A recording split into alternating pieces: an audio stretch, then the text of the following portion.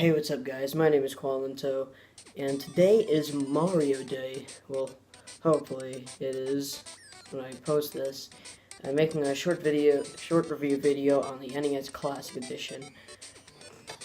And since it's Mario Day, it's like, hey, why not? Also, currently right now, I'm working on the Super Mario Bros. 2 The Lost Levels review. Yeah, The Lost Levels, I know. Not USA, but The Lost Levels, I mean, I have to. So, yeah. Let's take a look at this thing, shall we? From what I've seen and heard, the NES Classic Edition controller is just like the original controller for the NES. Taking a better look at the box, it has some things on it look at all these games it has on here, like it has Mario 3, Final Fantasy, Ice Climber, Mega Man 2, Mario Brothers. First game we got is Balloon Fight. Now, what do you do in this game? Well, you play as a kid and you hit enemies that are on balloons, and yeah, it's basically all you do. You just pop balloons and enemies and stuff. Now we have a Bubble Bobble. In this game, you play as a dragon thing that spits out bubbles out of its mouth to capture enemies. Move on from stage to stage, and it gets harder with each one that you go to. Like, I'm on 53, and it's nearly impossible to get past these guys. Like, how do I do this? Castlevania. Now, I've talked about this game a bit in the past, but to recollect, this is a really cool horror platform game by Konami, where you use a whip and whip enemies and stuff like that, and it's really cool. Castlevania 2, Simon's Quest, the underrated sequel to the really successful horror game that has a lot of RPG elements, like you have a bunch of items to use, equipping them, those items. Oh yeah, and also you can talk to people. So that's a thing. Just like many others on this list, I've already looked at this game, but to recollect, you're just some carpenter trying to get his girl back from a giant ape who throws barrels on a construction site. Yeah, this game's pretty weird. Next we have a sequel, Donkey Kong Jr., where Donkey Kong gets captured and you have to play as his son so you can save Donkey Kong from Mario. Now, I talked about this game for a little bit in my Mario review, but you basically climb poles so you can save your father at the end. Also, it's way harder than Donkey Kong 1. I'll tell you that for a fact. Next, we have a sequel to the amazing beat-em-up classic, Double Dragon 2, The Revenge. Anyways, you beat up people, and that's about it as far as I know.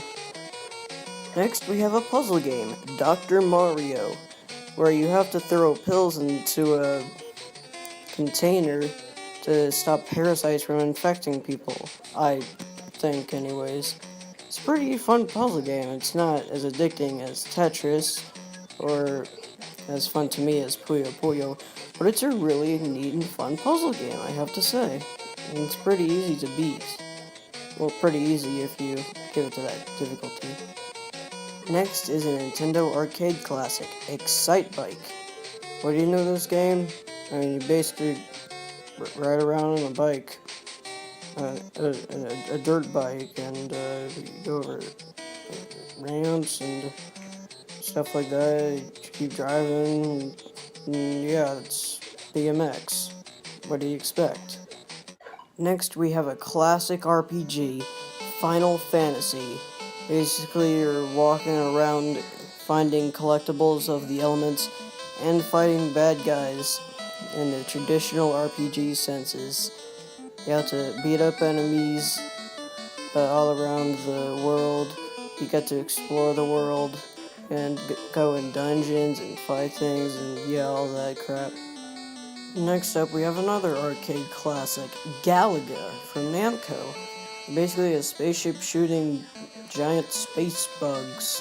Never really understood this game. And yeah, it's a classic arcade shooter You go up to the next level and defeat a certain amount of enemies, and yeah, it's pretty fun. Next up is Ghosts and Goblins, and yeah, you know how I think of this game. So, yep, yeah. Hey look, another arcade shooter, Gradius. This is a pretty classic one. It's basically like Galaga, but sideways. Yeah. Next up is Ice Climbers, where a bird steals your fruit for some reason. Okay, that's kind of random. But you play as some mountain climber, hitting the blocks by jumping up with weird controls and getting to the top of the stage. And yeah, that's basically what it is. And here we have Kid Icarus, a pretty interesting game where it takes place with Greek mythology, which I find kind of interesting, but the game's also kind of hard in a sense. Next up we have Kirby's Adventure, and boy, if there's such thing as a QT platformer, this is one of those QT platform games, because you play as Kirby, everyone's favorite, through Dreamland, and I have to say, this is a really fun game where you can suck up enemies and absorb their powers. Kirby is a giant demon that will kill us all. And here we have Mario Brothers, and I've already talked about this game in my Mario review. But hey, it's Mario Brothers, it's a fun arcade game, I'll say that again. Here we have Mega Man 2, said to be one of the greatest platformers ever made.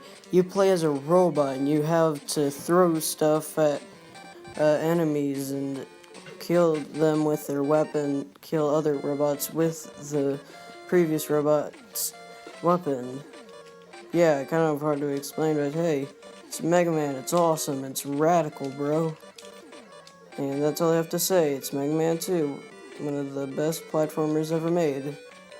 Well, to be said ever made, I'm perfectly fine with it, and I think it's a pretty good platform game. Next! If there was ever a game where you could be a mouse in a maze, Metroid would be your answer, because you are definitely a mouse in a maze. You have to find your way through a map, getting different upgrades, like you'll get a morph ball, and you have to kill enemies when they attack you. It's a pretty cool sci-fi based adventure, I have to say. And then we have Ninja Gaiden. This is a pretty hard game where you play as a ninja trying to find out secrets about your father, and you kill enemies, and it's hard. There's 3 games in the series, well, on the NES anyways, and they're all pretty fun, I have to say. Next up on our list is Pac-Man, and get this, it's Pac-Man. Everyone knows what this is. Next we have a Punch-Out in this game. Oh, it's so good. Of course, it's your standard boxing game, but it's not your standard boxing game, let me tell ya. You play as Little Mac and you fight different opponents. I'm just showing you Glass Joe, and he's pretty easy. You just have to punch him in the face and maybe the stomach a few times. And man, it feels good to knock them out, let me tell you. Next up is Star Tropics. It's a Zelda-like game where you throw your yo-yo at enemies and you jump around. Well, that's one way of describing this game. Maybe I'll go in depth when I actually do a review on it at some point. Now, this is what I call a real man's game. Super C, the sequel to Contra. And man, they upped the ante of this one. Again, just like in Contra 1, you're firing guns at everything that moves. This is a manly game. You're jumping around, you're firing your gun at different things. You can get different upgrades to your gun. You're killing everything you see in sight. And man, it's so fun. But it's very, very difficult. Alright, next up on our list, oh, you gotta be kidding me, it's Super Mario Brothers. I mean, I already went over this game, but I mean, well, I already went over this game, what's the point of talking about it again? But for the sake of, it's just Super Mario Brothers, and it's awesome. Here we have Super Mario Brothers 2 USA. I'm not gonna go super in-depth into it, but you choose a character and you hop into a world, and woo, this game's pretty fun. You can pick up vegetables and throw them at enemies. You can even pick up the enemies and do all that cool stuff. And it's a pretty cool sequel to Super Mario Bros., even if it really wasn't one at all. Hey look guys, it's Mario 3. Now, again, I'm not going to go into depth with it, but this is an actual Mario sequel, and what do you know, it's actually, like, really, really good. Like, of course, you can grab power-ups. It's just like Mario 1, but remixed in a way that makes it so freaking good. It's my favorite NES game that's ever made. Alright, next game is Tecmo Bowl, and what is it? It's football. I'm not kidding, it's football. You pick a team. I think, if my knowledge is correct, in 1990 Dallas was the best team, so I'm just gonna pick them. Alright, and then you just play the game. You play as the quarterback. You try to get to the end goal. You can get tackled, and you have to think of what you do. It's just football, man. It's just a really fun 8-bit version of football. Here we have The Legend of Zelda, one of the best adventure games ever made in the 80s. This game was revolutionary back then, but hasn't aged all that well, and I may go into an in-depth review of it sometime later down the line. But it's a pretty fun adventure game, I have to say. And here we have Zelda 2, The Adventure of Link.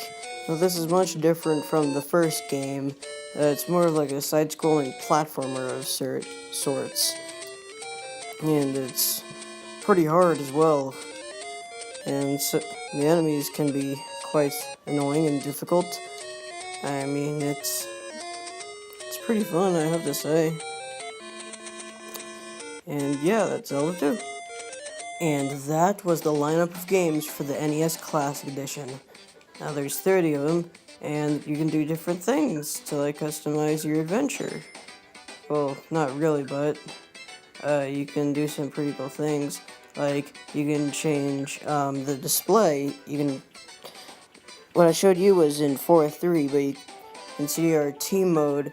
It's basically where like there are scan lines, and it makes the game look a bit smoother, I guess, sort of. Why do they have this? This is kind of dumb.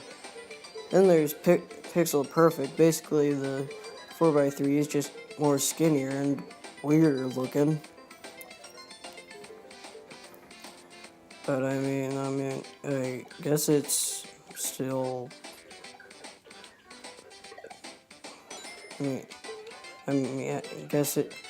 Now Pixel Perfect was used for like if you're using an emulator on your computer, which is weird because all these games are emulated, but hey, I'm not complaining. And of course, there's some other things like there's the options, there's the legal crap, and then there's the manuals, which you can't really do at the moment. Now, that was the NES Classic, and man, this thing is awesome. It is definitely worth your time, in my opinion, better than the NES online service on Nintendo Switch because, well, it has more high quality games. I mean, does the NES Nintendo Switch online service have Castlevania or Mega Man 2? No? Yeah. Well, I mean, it might be added, but I mean, hey, this thing is awesome. It's pretty cool.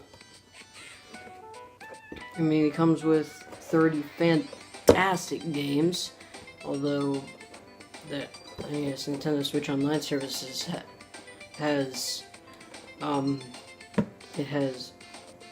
jumped over that number.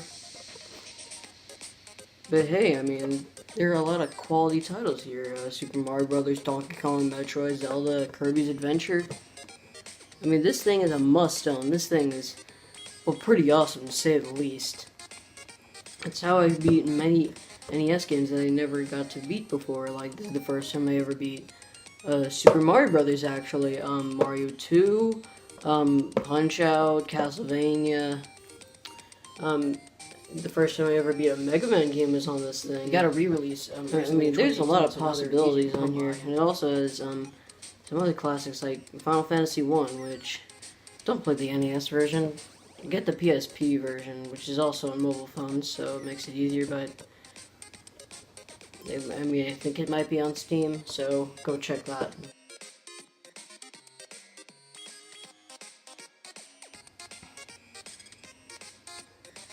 I love how, like, the NES Classic Edition box is, like, replicating what the original NES box art was like. I really think it's pretty cool. And if